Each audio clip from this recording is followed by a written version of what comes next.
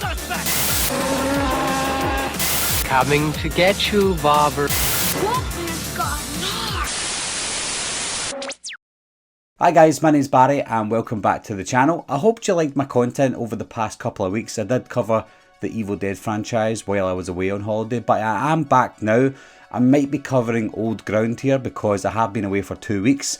The things that I talk about over the coming videos might be something that has already been talked about on other channels, so I do apologise for that. However, there are some topics that I want to cover because I feel like they are important enough to discuss, and the first one I want to discuss today is the new Blumhouse intro. As you all know by now, that Michael Myers features on the new Blumhouse intro, and you might be thinking, well, that doesn't mean much, but to me it does, because it tells me something that I didn't think was going to happen, especially right now. A few videos ago, quite a while ago now, I mentioned that Blumhouse are going to be losing the rights to Halloween, and it might possibly go somewhere else. It could go to Warner Brothers, Lionsgate, anywhere. It could go anywhere.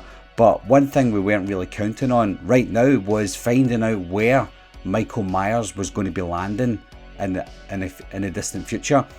And with the new Blumhouse intro, it leads me to believe that Blumhouse and Universal have already made a deal with Malek Akkad that Michael Myers will in fact be staying with Blumhouse.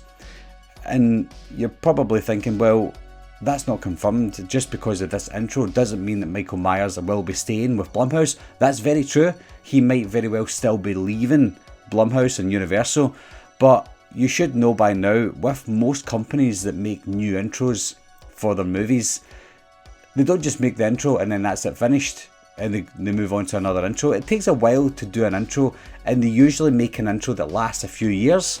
So why would you make a brand new intro featuring Michael Myers as the front runner for this intro, only to take it all away again by the end of this year? It makes absolutely no sense. And yes, I do realise that Marvel and the Marvel Cinematic Universe make new intros all the time because they're introducing new characters all the time, but what they don't do is remove those characters afterwards. They introduce the characters into their intros and they leave them there.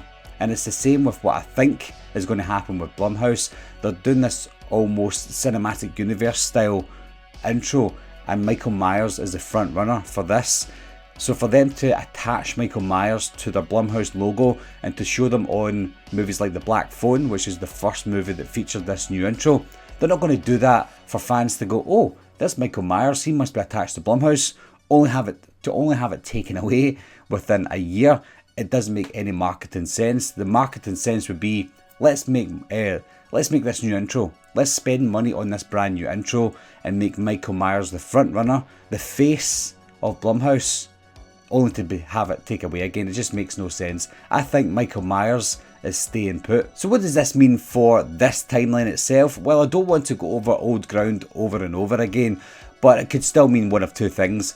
Michael could survive at the end of this movie, at the end of Halloween Ends, only for the same timeline to continue on. Or they could finish with this timeline, and Blumhouse themselves might have already got a few ideas where they can go with a new timeline, sort of like the James Bond timeline that I'm talking about, where Michael Myers goes on a different adventure. Not a comedy adventure, but he goes on a different horror adventure. Or they could tie up another loose end within another timeline of the Halloween franchise. They could go anywhere, but one thing I think is for certain is Blumhouse and Universal will release the next Halloween movie after Halloween Ends. What do you think this new intro means, guys? Do you think the new intro is going to be scrapped and Michael Myers will have nothing to do with Blumhouse as of 2023? Or do you think this new intro means that Michael Myers is staying put? And if it is staying put, what does it mean for the Halloween franchise? Are we getting a sequel to Halloween Ends? Or are they going on a new timeline? Leave your comments down below, guys, and I'll talk to you soon. Bye bye.